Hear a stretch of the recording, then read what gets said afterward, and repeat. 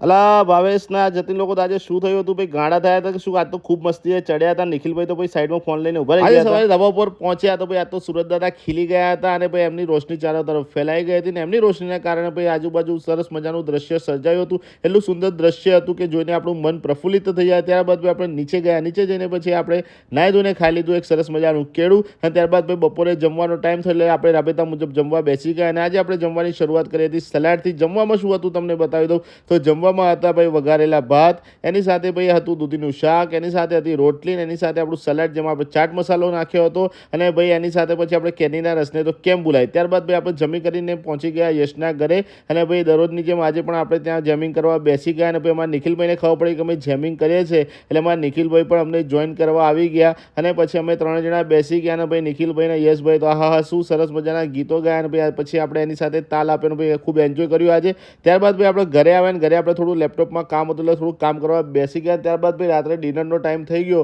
એટલે ભાઈ આજે ડિનર કરવા બેસી ગયા અને ભાઈ ડિનરમાં તો બહુ હળવું આપણે ખાવાનું લીધું હતું. શું હતું તમને બતાવી દઉં.